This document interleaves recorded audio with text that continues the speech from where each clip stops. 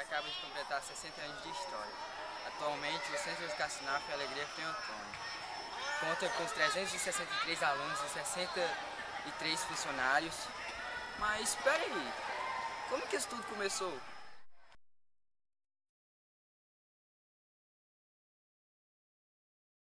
Tocantinha, no começo, não tinha praça, não tinha, era só as duas ruazinhas compridas que descia lá, né? Essas ruas. Não tinha asfalto, aí era aqueles bolsão de água. Quando era noite, não tinha luz também, era só a lua, na época da lua. A cidadezinha sem energia, era assim nas lamparinas e no lampião, né? Os Petromax que falavam, né? Que, assim que dava uma coisa assim, inclusive os bailes que eram feitos era assim, era baile do lampião, não tinha energia, mas tinha a parte assim social muito boa, a pessoa fazia, eles faziam muito assim, a gente fazia aquelas tardes assim, as vespertinas, os vesperal que chamavam, né? Aí de brincadeira, porque à noite não tinha energia, e fazia geralmente de final de semana, domingo à tarde, aí tinha uma vesperal em determinado local, saíam as moças na rua fazendo convite, em nome da Sociedade de Tocantins, convidamos para um baile ou então para um vesperal, tal, lugar tal, tá? Saíam os grupos assim, das moças nas ruas fazendo os convites. E à noite, na época do luar, era bom, tinha as berlindas, lá no Colégio Batista eles faziam umas berlindas boas, assim. E aí era assim, as brincadeiras, os jovens se divertiam muito, era assim, nas brincadeiras, aquelas berlindas, tinha aqueles convites e tudo, as berlindas sadias, umas brincadeiras muito boas, que deixou muito saudade, né? Berlinda, aquela tropa de jovem, grupo de jovens, juntava assim umas portas aí, colocava as cadeiras. Aí a gente sentava, né, de noite sentava um homem, uma mulher, e aí deixava um lado vago de um lado. Aí dizia, meu lado tá vago pro número tal, aí numerava o número tal. Aí vinha aquele, sentava do lado da gente. Aí aquele que ficava vago, chamava também outro número, aí já ia, aí certo que ia movimentando todo mundo. Aí aquela juventude, a gente decorava os nomes das pessoas, daqueles que a gente queria que sentasse perto da gente, era o que a gente sentava, chamava, e era uma brincadeira boa, né, naquela época. Também a gente fazia, além das berlindas, nós fazíamos muita serenata na rua, e não tinha, naquele tempo não tinha essas coisas ruins que tem hoje, né, de pessoas mal intencionadas. Era todo mundo assim muito livre, muito liberto. A gente fazia serenata cantando na rua. Tinha na época do mês de maio, mês de Maria, 1º de maio, a gente fazia aquela serenata a noite todinha na rua, colocando flores nas portas do povo. Cada porta amanhecia, a gente pegava muitas flores no campo. E aí aquela passiona de flores ia cantando e colocando as flores nas portas, amanhecia a cidade florida. Nós tivemos o privilégio, a sede do município era Pedra Afonso. Era 90 quilômetros daqui de Pedra Afonso. E Miracema, chamava Bela Vista, era lá para cima, muito longe. Então Miracema custou desenvolver, então que desenvolveu muito mais rápido, principalmente o fator educação. Aqui era o Sertão Maranhense, em Carolina, e o Código das Irmãs em Porto Nacional. Depois desse aí é Tocantins, como instituição educacional. O Batista, fundado em 1936 pela professora Beatriz Silva, e o Frei Antônio pelo Moscoqueiro. Foi ele que fundou, foi ele que criou.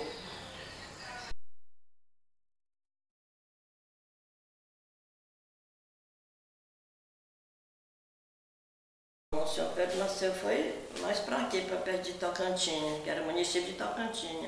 A história é muito interessante, o senhor Pedro. Ele era um pretinho, cabeça seca assim, fica a vadeira aí. E pediram para o bispo da região, que era do Orlando, em francês. Ele era oficial da Força Aérea Francesa, esse bispo. E veio para o Brasil, ficou radicado em Porto Nacional. E era quem dava assistência religiosa Tocantins. E uma vez na criatura pediram um padre para Tocantins. Isso. Vontade muito, mas eu não tenho. Se vocês me arranjaram uma paz, me comprometo a fazer dele um padre. Eu vou para a escola, tá? Aí deram para o seu Pedro. Eu sou super inteligente. A mamãe falava, né, que ele, a mãe dela era uma pessoa que gostava muito de rezar, né?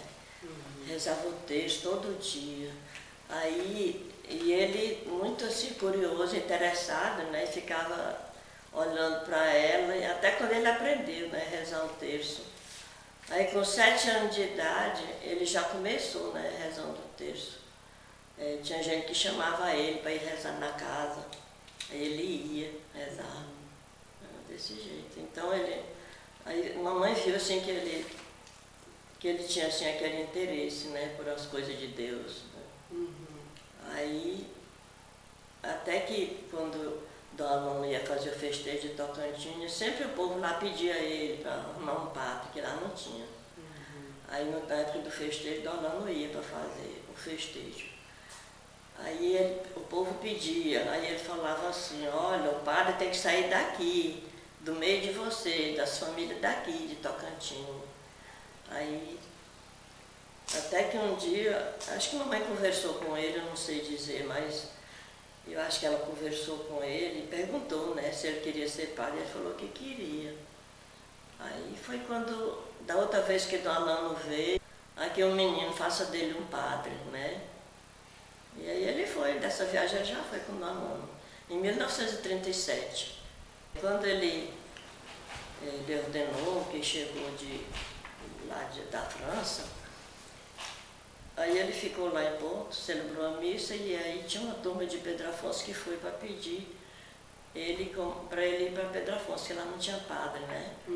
Aí então o bispo cedeu ele para Pedro Afonso. Aí ele foi. Aí ele organizou o colégio lá, Cristo Rei. Aí depois ele foi lá me buscar. Era um colégio de referência, porque eu lembro que quando nós saiu eu, meu irmão e mais um grupo de umas 8 a 10 pessoas, 8 a 10 alunos, e fomos para Goiânia, que era o centro onde tinha faculdade, e sem cursinho, sabe? Nós chegamos lá e no primeiro vestibular nós passamos. Por exemplo, eu tive 2 primos que passaram para medicina, na época, o doutor Mário, que está aí em Pedro Afonso, o doutor Carlito, sabe? O meu irmão, Chuchu, passou para direito, eu lembro que foi até em 4º lugar, eu lembro disso, porque a gente lembra assim da classificação, porque a gente... e outra coisa, quando a gente chegou lá, a gente foi um pouco discriminado, porque nós éramos do norte de Goiás, o nosso falar era diferente, o nosso sotaque era diferente, e nós só teve desse grupo que foi, só teve uma colega nossa que não passou na primeira chamada, em dezembro, foi passar em fevereiro, teve outro vestibular em fevereiro, se não me engano, no UFP. Então, era um colégio assim que realmente preparava seus alunos. E nós não tivemos dificuldade na faculdade. A senhora lá enquanto aluna, a senhora teve alguma referência ao nome Padre Pedro Pereira Piage? Sim, no Colégio Frei Antônio. No Cristo Rei? Sim, porque ele foi o fundador de lá também. Ele foi o fundador do Cristo Rei. E Pedro Afonso, ele adoeceu muito grave, e médico naquele tempo era muito difícil. Lá tinha, mas não estava resolvendo o problema dele, né? Aí ele teve que ir para o Rio de Janeiro, né? Por ordem do Alano. Aí mandou ele para o Rio de Janeiro para fazer tratamento lá. Quando ele veio do Rio, ele já foi para Tocantins, não foi mais para Pedro Afonso, não. Já veio direto para Tocantins. Em 56, no ano que eu casei.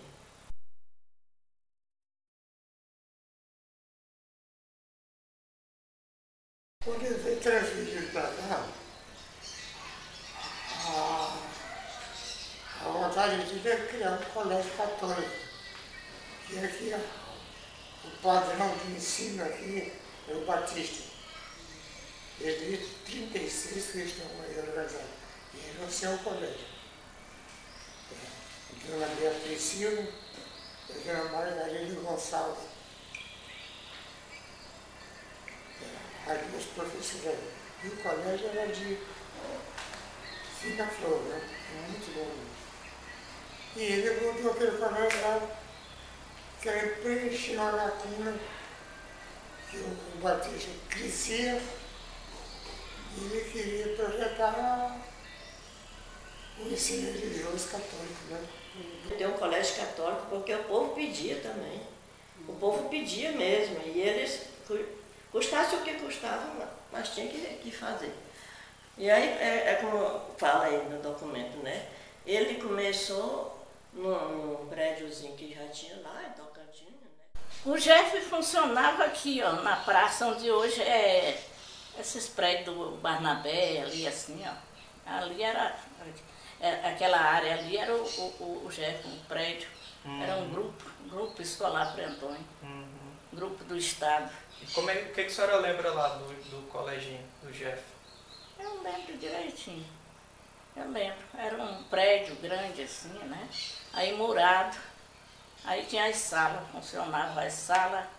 Depois lá na frente, a secretaria, a direção, tudo tinha direitinho. Aí dentro do pátio, a gente jogava bola, tinha tudo quanto era coisa, né, lá. Tinha um pavilhão grande, uma área grande. Ficava, era bem grande, cabia muito aluno na hora dos recreios.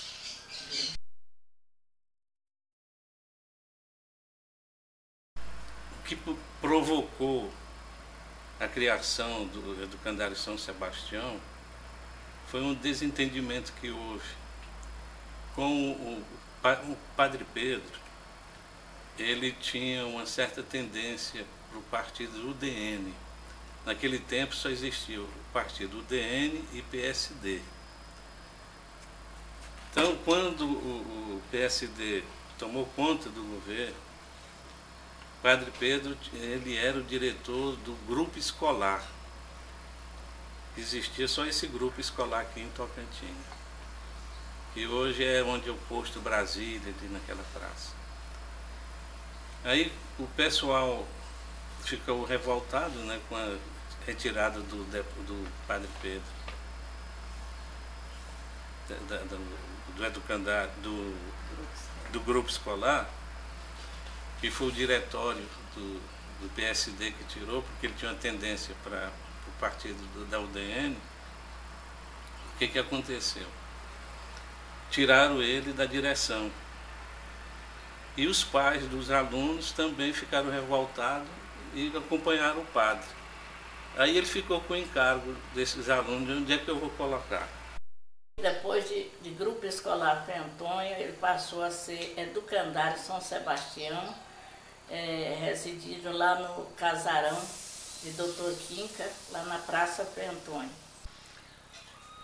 No casarão, a gente tinha naquelas salas ali, eram as cadeiras que a gente ficava ali, tinha o quintal para a gente, às vezes uma parte do quintal a gente podia ir, às vezes para passar o recreio, mas ficava mais era ali na frente mesmo. Inclusive tinha um campo de voleibol, aí a gente praticava assim, esse esporte era ali na frente do casarão, né?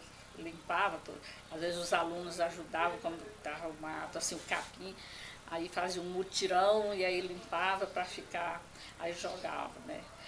E aí foi porque ele cedeu com generosidade, porque não tinha para onde ir, né?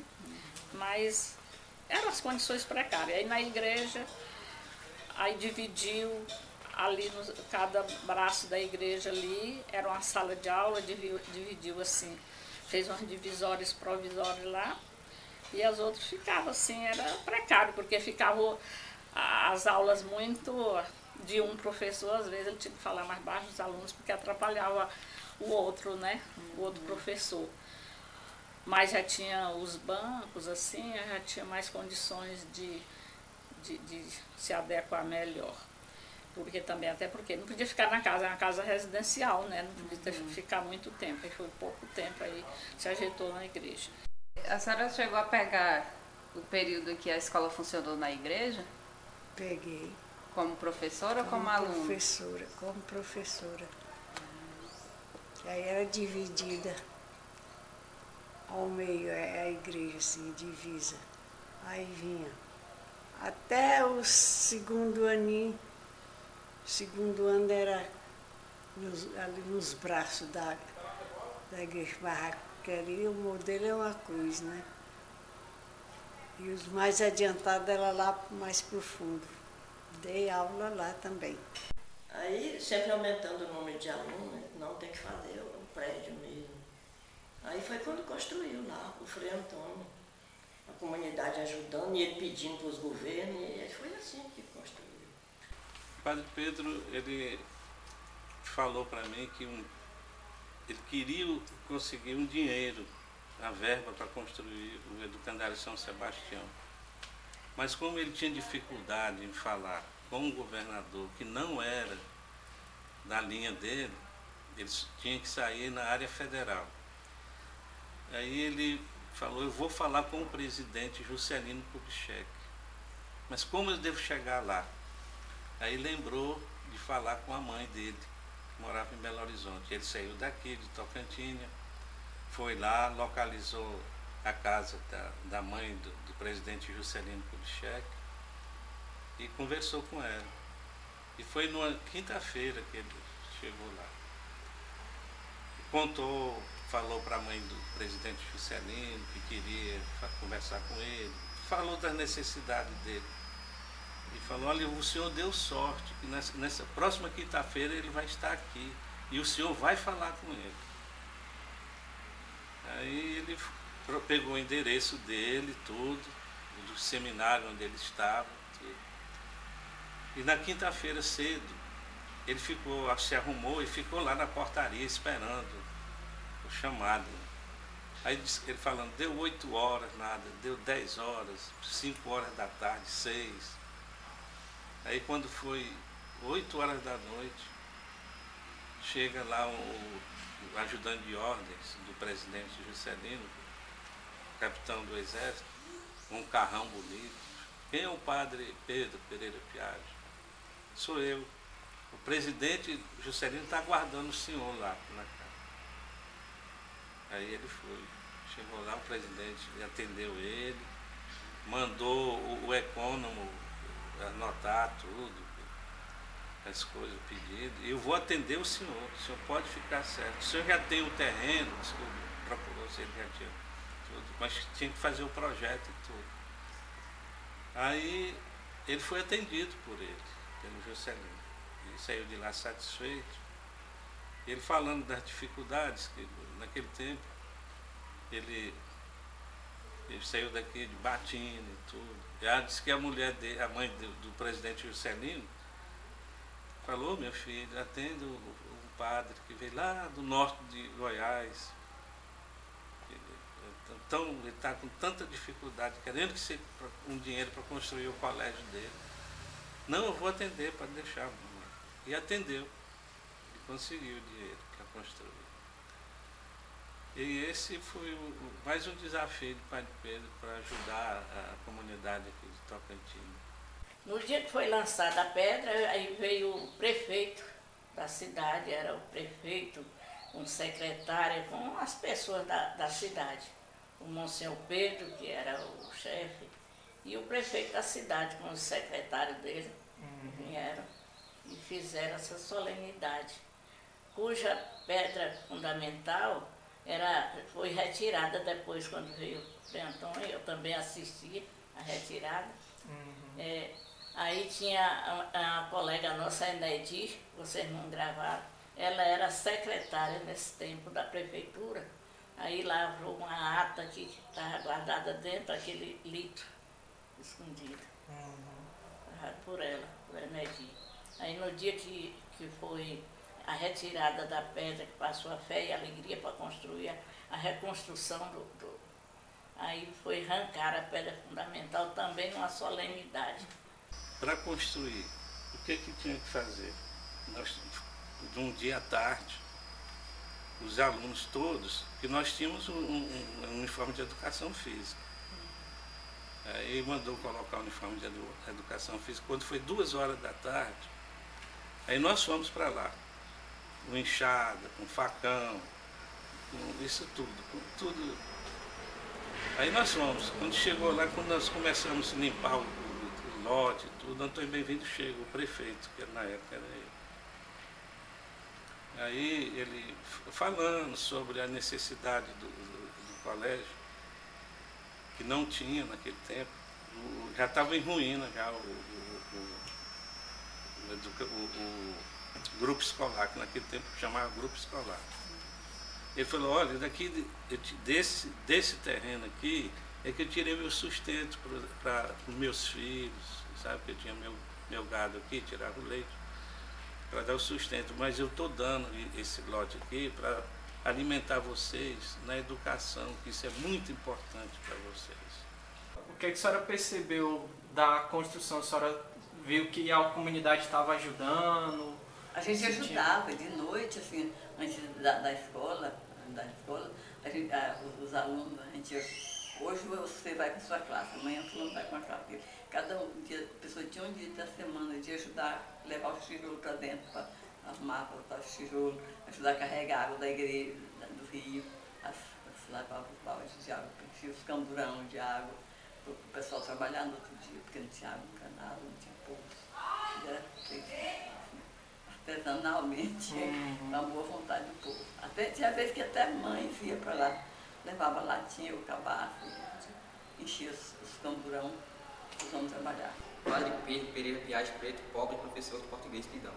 Por que Pidão? Porque ele se empenhava nas causas sociais voltadas para a educação, né, para o povo de Deus. E, na verdade, ele não costumava pedir muita coisa para si. Aliás, acho que nunca pedia nada para si. Mas para a comunidade, para os alunos, sobretudo para o Xodó, que era o Colégio Frei Antônio, Monsenhor Pedro ele não se eximia de enfrentar autoridades, né? Seja prefeitos, governadores. Olha, Monsenhor Pedro, foi ele que batizou minhas filhas no Lajeado. Foi ele que batizou. E ele teve uma lição assim, o Monsenhor Pedro foi assim de uma família muito humilde. Era um senhor professor de português, que não era qualquer um que tentasse convencer o Monsenhor Pedro assim, não, porque era um cara super inteligente, uma pessoa muito boa, mas era uma pessoa também que gostava também da política, ele gostava, a politiquinha dele gostava. Eu fui aluna de 6ª série, ele era meu professor de português. Monsenhor Pedro, se ele mandava a gente fazer uma leitura e a gente errasse uma palavra, ele mandava a gente iniciar. Eu me lembro bem disso, né? Tinha uma colega que errou e aí ele mandou ela começar e ela disse que não ia começar. Menina, isso foi a aula todinha debatendo com isso aí, até a hora que ela resolveu recomeçar tudo de novo, mas ele fazia isso com a gente, né? Que era pra gente aprender a ler direitinho, fazendo a pontuação e tudo. Então, eu tive assim, o Monsenhor Pedro assim como um exemplo para mim e aprendi muito com ele. Monsenhor Pedro, uma lição de vida. né? Era muito rígido, mas valeu a rigidez, porque a gente aprendia mesmo, né? E ele, como professor, uma vírgula para ele era muita coisa, dizia muita coisa, uma vírgula, um acento, ele levava muito a sério esse negócio da pontuação e da acentuação. E ele, na leitura, muito exigente na leitura, ele tinha um lápis grande assim. Aí a gente estava fazendo a leitura. Na hora que errava ou deixava de levar em consideração uma vírgula, ele batia um lápis na mesa, aí você tinha que voltar. Ele repetia tantas vezes fosse necessário, até você ler corretamente, seguindo a pontuação. Nas escritas, era muito cheio de minuciosidade. Monsenhor Pedro era um visionário. Ele procurava implantar no currículo do Colégio Frei Antônio disciplinas que, às vezes, para aquela época, não eram capazes de ser implantadas em outros locais. Mas pelo fato dele ter estudado fora, os estudos do seminário, e ele ter essa formação, aqui os alunos tinham aulas de francês, os alunos tinham aulas de poética, né? E aí, até mesmo as provas que ele fazia, que era um exímio professor de português, as provas que ele fazia, os comunicados que ele fazia, eram em forma de poesia. E aí até que alguns alunos escreviam alguns versinhos, até quando o aluno não conseguia ir bem na prova, acabava escrevendo um versinho, e ele, quando corrigia a prova, corrigia em forma de verso. Ou seja, até mesmo na correção, no trabalho de avaliação, ele fazia com que pudesse se manifestar ali a questão do diálogo, a questão do amor ao próximo. Até a correção era uma correção fraterna e com amor. O João, parece que era João Alves, eu não me lembro bem o sobrenome dele, mas era João o nome dele. E ele fez uma prova para o professor que era o Monsenhor Pedro, né? Ele fez na prova, ele escreveu que ele não tinha estudado, e aí ele escreveu na prova: vai, provinha, vai para o mundo sem fim, vai dizer ao professor que não dê zero para mim. Aí o Monsenhor Pedro pegou a prova dele, colocou lá no quadro, escreveu lá no quadro a resposta dele: vem, provinha, vem, amor, vem trazer o teu recado, é pena que o teu autor pouco tenho estudado. Aí, vai, provinha, vai levar o teu recado, vai de volta ao João, vai dizer para ele que estude mais comigo comunicação e expressão. Então...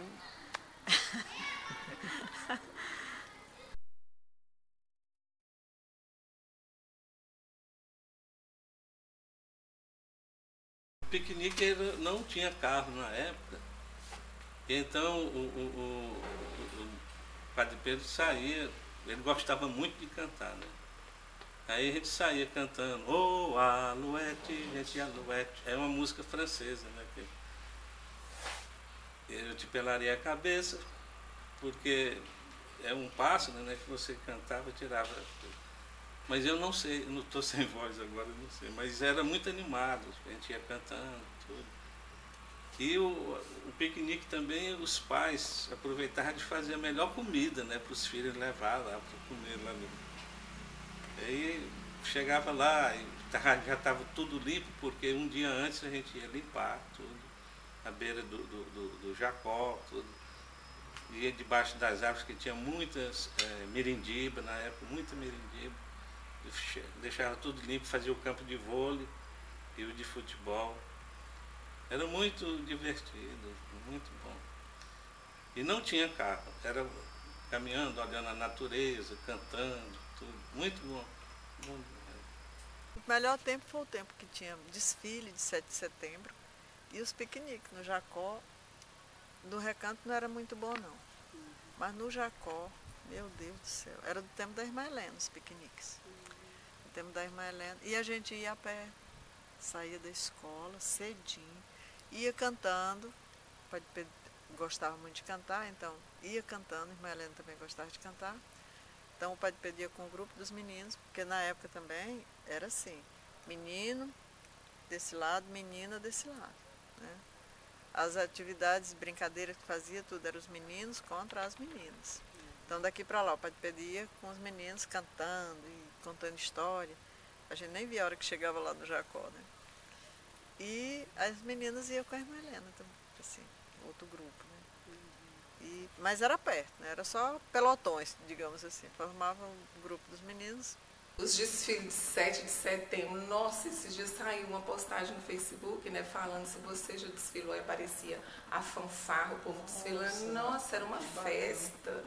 Era uma festa, a gente ia dormir ansioso com o dia seguinte. A gente ficava ansioso por saber, 7 de setembro, qual será meu personagem. Eu vou estar na fanfarra, na baliza, né? Vou estar como porta-estandarte, alguma coisa. Não, era lindo, sabe? Era delicioso participar desse momento. E a gente, assim, era um civismo mesmo, um valor que a gente tinha, que era incutido na gente. Essa questão de amar a pátria. Eu sei todos os hinos, né, de cor. E o 7 de setembro era assim, uma festa, era uma alegria. Aquele sol quente, teve uma vez que eu até desmaiei de tanto sol lá, mas estava lá firme e era um dia muito ansiado, muito esperado. Os piqueniques, nossa, nem fala. Eu peguei pouco também, né? Não foi. Eu acho que eu tinha muita vontade de ir para os piqueniques, de crescer rápido, né? Para poder ir pro como que é o nome lá? Pro Jacó. Era no Jacó que a gente fazia. E lá era assim. E o interessante é que no piquenique ia aquele monte de crianças, jovens, né? Mas era tudo muito equilibrado, tudo muito. Não tinha aquele controle, aquela coisa assim de coibir. Todos se comportavam adequadamente por responsabilidade, por amor mesmo. Então era uma festa, era muito gostoso. E estava lá o pai e a mãe, né? O Monsenhor sempre estava, a irmã Helena, os professores todos. Então, assim, era uma festa linda, esperada. E, assim, muito saudável, muito pura, muito de piquenique mesmo. Era maravilhoso. Realmente são momentos, assim, que fizeram a história do Frei Antônio. Também teve muitos times aqui de futebol, muito aqui na cidade, que chamou a atenção dos arredores. Tinha time muito bom do Frei Antônio aqui, já do Frei Antônio, de voleibol, de futebol, tudo teve muito time bom aqui. Vocês enfrentavam aí as cidades vizinhas, o Pedro Afonso, Porto Nacional, como é que era isso? Tinha vezes que iam jogar fora, né? Ia jogar na cidade por aí, ó. Miracema era lugares aí. Tinha aqueles torneios que vinham em Miracema, aí ia as escolas tudo para lá. O professor, o diretor de esporte, ele também era professor. Era o professor Constantino. Quando ele faleceu, tudo foi de água abaixo. Assim, porque os outros não andavam era longe, né? Mas aí teve um acidente com ele. A irmã Helena foi uma das educadoras assim, que marcou a minha vida. Porque ela era aquela pessoa que acho que ela nasceu para ser educadora. Porque ela sabia conviver tanto com os professores, tinha aquele jeito meigo dela de conviver e de saber unir o grupo docente, como também com os alunos. E como a irmã Helena estava fazendo um trabalho excelente, mesmo depois que ela saiu, e vocês talvez tenham ouvido falar que ela também foi retirada, e foi retirada de um modo muito brusco, por problemas políticos, e houve uma rebelião de alunos, houve uma rebelião de pais, coisa foi muito, na época foi muito difícil para nós lá, que éramos funcionários, que éramos professores, porque o colégio foi invadido, sabe, por problemas políticos. Infelizmente hoje isso já está bem mais leve, né, em todos os lugares. E ela foi obrigada a sair, porque ela estava aqui na congregação dela a serviço da educação. Era um grupo político igual naquela época que fizeram com o Monsenhor Pedro, do grupo escolar Frei Antônio. Aí, na época aqui do Frei Antônio, aqui da irmã Helena, outro grupo político, que é outra desmancha político que houve por aí. Aí tentaram tirar, foi uma coisa muito difícil naquela época, mas a gente era muito unido. Tinha alguns professores que foi contra, né? Mas a gente era muito unida nessa época. Eu lembro que eu mesmo, sendo muito amiga da irmã Helena, como até hoje eu sou, nessa época eu lecionava no Colégio Tocantins também. E era uma coisa louca. Eu ia para a escola de manhã, pela manhã no Colégio Tocantins, aí tinha como diretora a irmã Beatriz. De lá ela ficava escutando, aí ela corria, corre, me chamava na sala. Vai lá em Tocantina, vai lá em Tocantina, parece que estão tirando a irmã Helena de lá, tá lá, e eu corria de lá numa canoinha e atravessava o rio e vinha ficar aí. E era uma coisa mesmo. Tinha dia que vinha aqueles monstros, eu digo assim, monstros, e chegava na porta xingava a gente. Eu mesmo fui muitas vezes xingada e tudo. E a gente ficava toda a vida com a irmã Helena segurando o Cicinato, que era o padre aí também. Foi uma coisa muito desagradável naquela época, porque a irmã Helena foi uma riqueza da educação para Tocantina. Viu? Com a chegada dela, tudo mudou aqui em Tocantina. Então foi uma riqueza, aquilo foi uma falta de, eu nem sei de que, a maior desonestidade que já houve. E foi desagradável demais para a cidade. Foi desagradável. Terminou ela saindo mesmo do colégio, foi demitida e tudo. E aí ficou assim uma desavença na escola. Custou muito arrumar de novo. Em 86, né, nós participamos de uma reivindicação do nosso querido Colégio Frei Antônio, né, na qual nós lutávamos pela uma pessoa muito querida do nosso colégio, que é a nossa querida irmã Helena Suzana Cristo. Uma pessoa humilde, né, da nossa cidade, da igreja, que lutava pelos mais humildes, os mais favorecidos, que era como uma mãe para esses que se achavam nessas condições. E como diretora, uma pessoa exemplar, não castigava com palavras ofensivas, mas com conselhos, que a todos tinham até medo dos seus conselhos, por ser conselhos que batiam realmente no coração, não por castigo, mas pelo respeito que todos tinham por ela. E em 86, não sabemos por qual motivo, uma pessoa da comunidade, não sei por que razão, queria tomar a direção da nossa escola, da Helena Suzana Cristo. E nós, alunos, né, professores, pais de alunos, todos se encarnaram nessa luta. A razão, como já falei, por ser honesta, humilde, né, e a gente não sabia o motivo, e essa pessoa queria tomar de qualquer jeito a sua direção, e nós não aceitávamos.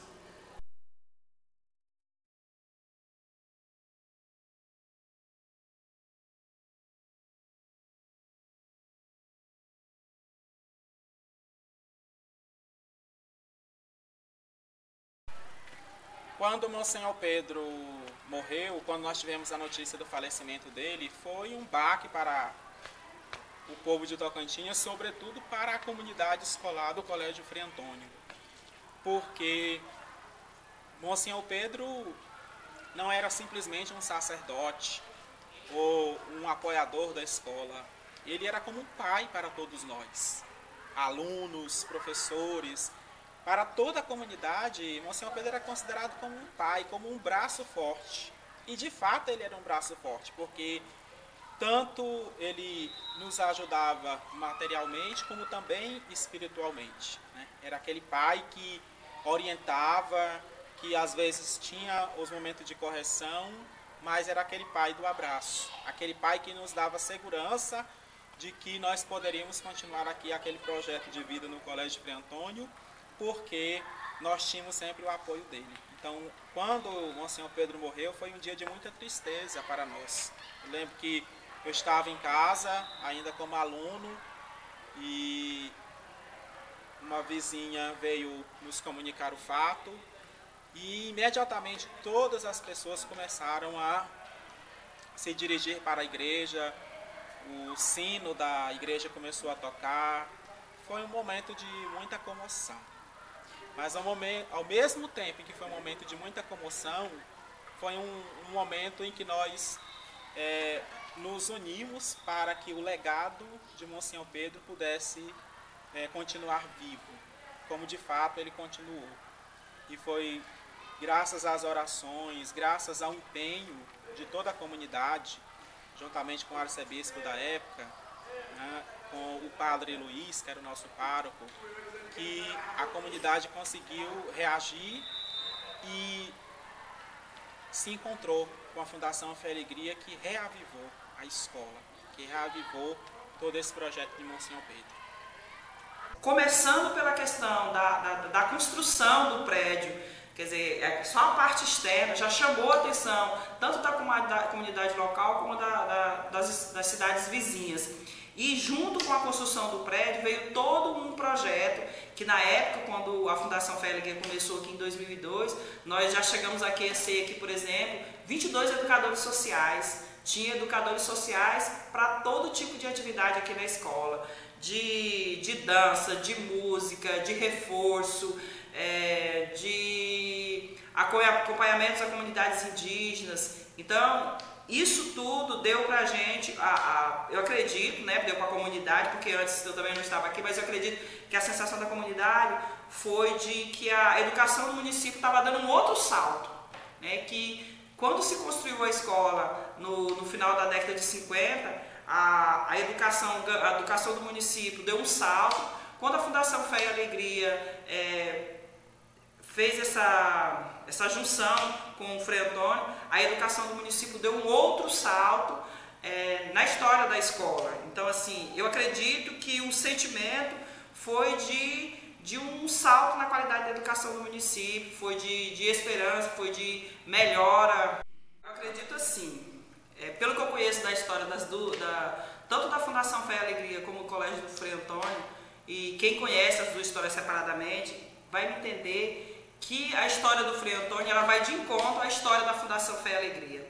Na verdade, as duas nasceram na mesma época, as duas foram criadas, originadas por dois padres muito mais preocupados com a questão social do que com qualquer outra questão política, com qualquer outra questão financeira. Foram duas pessoas que viram uma necessidade na comunidade e fizeram tudo o que podia fazer para atender aquela necessidade da comunidade. Foi uma pessoa que lançou uma faísca e que virou uma chama e que se espalhou e que conseguiu chegar aos 60 anos, porque a Fundação Fé e Alegria também completou 63 anos e o colégio está completando 60 anos e em algum momento nesse mundo enorme os dois sonhos desses dois pares acabaram se complementando. E se a gente desconsiderar as diferenças culturais, se a gente puder colocar todo mundo no mesmo espaço, a gente vai perceber que todos nós e mais milhares de outras pessoas que passaram pela Fundação Pedro Frei Antônio, a gente é fruto do mesmo sonho.